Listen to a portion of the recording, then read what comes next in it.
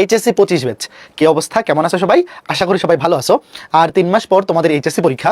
তো এই কম সময়ে যারা এখনো আরেকটা কামব্যাক দিতে চাচ্ছ এবং যাদের প্রিপারেশন এখনো খুবই খারাপ, একটু দেখো আমি লিখে রাখছি যে যাদের প্রিপারেশন এখনো খুবই খারাপ, যে এইচএসসি পরীক্ষায় জিপিএ 5 পাওয়া তো দূরের কথা, ভালো মতো পাস করতে পারবা কিনা এটা নিয়েও টেনশনে আসো। তোমাদের জন্য শেষ মুহূর্তে এই 3 মাসে কিভাবে প্ল্যান করা উচিত, কিভাবে প্ল্যান করলে কেমিস্ট্রিতে এই 3 মাস পরেও জিপিএ 5 তুলে ফেলতে পারা পসিবল, সেটা নিয়ে আমি এই ভিডিওটাতে আলোচনা করব। তো শুরুতেই যদি আমি ফার্স্ট পেপারেরটা একটু আলোচনা করি, দেখো কেমিস্ট্রি ফার্স্ট পেপারে তোমাদের শর্ট সিলেবাসে অধ্যায় আছে 4টা। তো এই 4টা অধ্যায়ের মধ্যে আগে আমরা 3টা সিলেক্ট করব। প্রথমে এই 4টা সিলেক্ট করে 3 মাস সময় তোমার অনেক নার্ভাস লাগবে, মনে হবে অনেক কিছু পড়া বাকি, তুমি স্টেপ বাই স্টেপ সহজ করে চিন্তা করো। দেখো এই যে 4টা অধ্যায়, এই 4টা অধ্যায়ের মধ্যে কোন অধ্যায় থেকে কয়টা সৃজনশীল আসে শর্ট সিলেবাসের বিগত 3 বছরে? তুমি যদি দেখো যে বিগত 2 বছরেরটা দেখো, 22 আর 23, 24 সালে তো সরি কেমিস্ট্রি পরীক্ষা তো 24 সালে হয়নি, 2 সালেরটা দেখো 22 আর 23 সেম শর্ট সিলেবাস ছিল। 22 ব্যাচের আর 23 ব্যাচের শর্ট সিলেবাসে যা যা টপিক ছিল তোমাদের কিন্তু সেম। তো দেখো অধ্যায় 2 মানে গুণগত রসায়ন অধ্যায় থেকে এভারেজ প্রশ্ন আছে দুইটা সৃজনশীল আসে। মৌলের পর্যাবৃত্ত থেকে আসে 2টা বা 3টা, কোনো বার 2টা আসে, কোনো বার 3টা। রাসায়নিক পরিবর্তন থেকে কোনোবার 2টা, কোনোবার 3টা। আর কর্মমুখী রসায়ন থেকে একটা আসে। তো তোমার টার্গেট কয়টা? 5টা সৃজনশীল অ্যান্সার করো 8টার মধ্যে। তো 8টা থেকে 5টা সৃজনশীল অ্যান্সার করার জন্য আগে তুমি সহজ 3টা অধ্যায় যেগুলো তুমি কম সময়ে পড়ে শেষ করতে পারবা, এই 3টা সিলেক্ট করবা। গুণগত রসায়ন, রাসায়নিক পরিবর্তন এবং কর্মমুখী রসায়ন, এই 3টা অধ্যায় থেকে মিনিমাম 5টা সৃজনশীল কিন্তু তুমি পাবা। তার মধ্যে কর্মমুখী রসায়ন ভাই এটা একদিনের অধ্যায়। ভিনেগারের প্রস্তুতি, ভিনেগারের খাদ্য সংরক্ষণের কৌশল, প্রতি বছর ঘুরে ফিরে খালি এইটাই আসে, এই প্রিজারভেটিভসের যে ব্যাপারগুলা। তো তুমি খালি কর্মমুখী রসায়ন থেকে একটা সৃজনশীল ভালো মতো কমন ফেলার জন্য যদি একদিন ভালো মতো সময় দাও, এই অধ্যায় উঠে যাবে। তারপরে গুণগত রসায়ন থেকে 2টা আসবে মাস্ট, রাসায়নিক পরিবর্তন থেকে 2টা আসবে, এবং এই অধ্যায়ের মানে প্রশ্নগুলো অ্যান্সার করলে ফুল মার্কস পাওয়া যায়। ম্যাথমেটিক্যাল অধ্যায়, গুণগত রসায়ন বা রাসায়নিক পরিবর্তন, এবং এই অধ্যায়গুলোর যে প্রশ্নগুলো তুমি যদি ভালো মতো ক্লাস করো, আমাদের ফাইনাল রিভিশন ব্যাচে যারা ভর্তি আছো, শুরু থেকে কামব্যাক দিতে চাও, অথবা যে যেখানে পড়তেছো, যেখানে ক্লাস করতেছো না কেন, এই 2টা অধ্যায় গুণগত রসায়ন এবং রাসায়নিক পরিবর্তন তুমি যদি ভালো মতো কমপ্লিট করে যাও ভাইয়া, ফুল মার্কস, মানে এই অধ্যায়গুলোর সৃজনশীলে কি ফুল মার্কস ক্যারি করা সম্ভব। এবং টপিকের সংখ্যাও এই দ্বিতীয় মানে যেটা 2 নম্বরে আছে মৌলের পর্যাপ্ত ধর্ম, মানে তোমাদের বইয়ের 3য় অধ্যায়, এটার সাথে কিন্তু একটু তুলনামূলক কম। যেমন এই যে অধ্যায়টা, এই অধ্যায়ে কিন্তু টপিকের সংখ্যাও অনেক বেশি এবং অ্যান্সারগুলো বর্ণনামূলক। তো এই অধ্যায়ে কিন্তু সৃজনশীল অ্যান্সার করেও 10-এ 10 পাওয়া টাফ। দেখা যাবে তুমি অ্যান্সার করছো 10-এ 8 পাইছো। তো এই জন্য আমি এই অধ্যায়টাকে বলবো তুমি 4 নাম্বার প্রায়োরিটি রাখো। প্রথম প্রায়োরিটি ধরো 1 আর 3 মানে গুণগত রসায়ন আর রাসায়নিক পরিবর্তন, এই 2টা অধ্যায় ফার্স্ট প্রায়োরিটি, আর এইটা ভাই একদিনে বসে একদম ঝালাপালা করে ফেলবা। তো এই হচ্ছে ব্যাপার। এই 3টা অধ্যায় ভাইয়া তোমরা আগে এই 3টা ভালো মতো টার্গেট করো।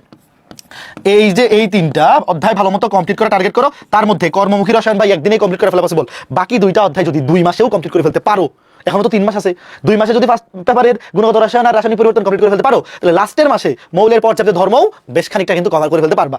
কারণ একটা অধ্যায় পুরোপুরি বাদ দিয়ে গেলে তো তোমার রিস্ক হয়ে যাবে। তুমি আগে এই 2টা যখন গুণগত আর রাসায়নিক পরিবর্তন যখন কমপ্লিট করে ফেলবা, তোমার নিজের মধ্যে একটা কনফিডেন্স চলে আসবে, তখন এত প্রেশার মাথার মধ্যে থাকবে না যে অনেক কিছু বাকি।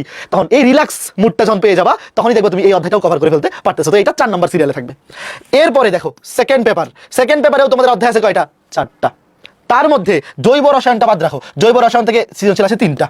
আমি একটু দেখাই তোমাদেরকে অ্যানালাইসিস রিপোর্টটা। দেখো জৈব যৌগ অধ্যায় থেকে প্রতি বছর 3টা 2টা, মানে আবার এই যে 3টা সৃজনশীল আসে।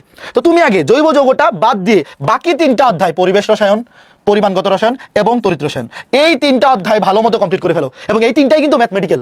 তড়িৎ রসায়নের প্রশ্ন যদি অ্যান্সার করতে পারো, ফুল মার্কস ইজিলি পাবা। মানে তুমি ঠিকঠাক মতো অ্যান্সার করতে পারলে 10-এ 10, পরিমাণগত রসায়ন 10-এ 10, পরিবেশ রসায়ন ও ম্যাথমেটিক্যাল প্রশ্ন বেশি আসে, বা ম্যাথমেটিক্যাল বাইরেও যে ব্যাখ্যামূলকগুলো আসে ঠিক মতো লিখতে পারলে 10-এ 10 তোমাকে ইজিলি দিবে। তো এই 3টা অধ্যায় তুমি টার্গেট করো যে ভাই হাতে 3 মাস আছে, হাতে 3 মাস আছে। এর মধ্যে তড়িৎ রসায়ন কিন্তু খুবই ছোট অধ্যায়।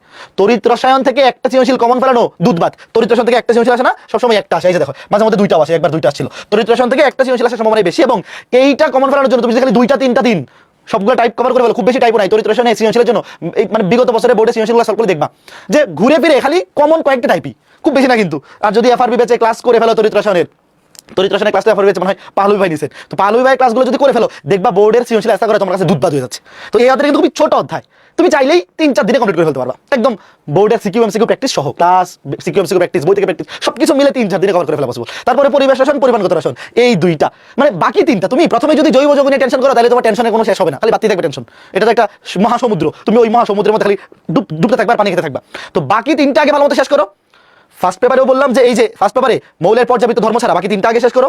আর সেকেন্ড পেপারে জৈব যৌগ ছাড়া বাকি 3টা আগে শেষ করো।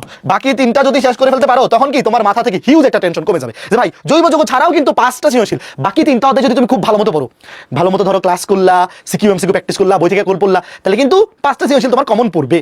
হইতে পারে 1-2টা প্রশ্ন একটু বেশি কঠিন হয়ে যেতে পারে, সেক্ষেত্রে হয়তো তুমি ফুল অ্যান্সার করতে পারলে না, বাট তুমি এতটুকু টেনশন ফ্রি থাকতে পারো যে 5টা সৃজনশীলের প্রিপারেশন আমি নিছি, পরীক্ষায় ফুল অ্যান্সার পারি না পারি, 5টা সৃজনশীল অ্যান্সার করার প্রিপারেশন আমার আছে। এরপরে এমসিকিউ এর জন্য তো ভাই জৈব যৌগ থেকে যদি সৃজনশীল অ্যান্সার নাও করো, MCQ এর জন্য তো লাগবে। তো সেইটার জন্য লাস্ট মাসে বা যত দ্রুত বাকি 3টা তুমি কভার করতে পারবা। সেকেন্ড পেপারের জন্য জৈব যৌগ অন্তত ক্লাস করে গেলা। ধরো আমাদের ফাইনাল ডিভিশন হয়েছে, জৈব যৌগের হয়তো ক্লাস হবে 10টা, শুধু 10টা ক্লাসও যদি বৈশালী করতে পারো ভাই, তুমি সৃজনশীল MCQ সবই কমন পেয়ে যাবা। আর তারপরেও যদি আমি বলি জৈব যৌগ অধ্যায় থেকে একটা সৃজনশীল কমন ফেলার জন্য কোন টপিকটা পড়ে যাবে? অ্যারোমেটিক। অ্যারোমেটিক পার্টটা কিন্তু খুব বেশি বড় না, দেখা যাবে FRB বেচে অ্যারোমেটিক আমরা কয় ক্লাসে নেই, 1 বা 2 ক্লাসে পড়াবে হয়তো ভাইরা। তো একটা বা 2টা ক্লাস অ্যারোমেটিক থেকে কিন্তু প্রত্যেক বছর একটা সৃজনশীল থাকে। তো কেউ যদি জৈব যৌগ পুরোটা না পড়ে শুধু অ্যারোমেটিক পার্টটাও পড়ে যায়, তাও কিন্তু একটা সৃজনশীল ফুল তুমি কমন পাওয়া যেতে পারো। আর MCQ এর জন্য ওয়ান শট MCQ বা বিগত বছরের বোর্ডে আসে MCQ গুলা দেখা যেতে পারো। এইভাবে কিন্তু কভার করে ফেলা পসিবল। তো এই সাজেশনটা হচ্ছে যাদের প্রিপারেশন খুবই খারাপ, যে এই 3 মাসে সব পড়ে শেষ করতে পারবে না তাদের জন্য। তবে তুমি যদি বাকি 3টা অধ্যায় 2 মাসের মধ্যে কভার করে ফেলতে পারো, ধরো ফার্স্ট পেপারে 3টা, সেকেন্ড পেপারে 3টা, এই 6টা অধ্যায় আগামী 2 মাসের মধ্যে কমপ্লিট করে ফেলতে পারছো, তখন লাস্টের মাসে তুমি ফার্স্ট পেপারে মৌলের পর্যাপ্ত ধর্ম আর সেকেন্ড পেপারে জৈব রসায়ন, এটা যত বেশি করা যায় তোমার কাছে থাকবে, তখন তুমি একটা রিলিফ পেয়ে যাবে যে ভাই আমার 8টার মধ্যে 6টা শেষ। তুমি মানসিকভাবে তখন একটা স্পিড পাবা, ওই স্পিড দিয়ে যত বেশি কভার করে ফেলা পসিবল।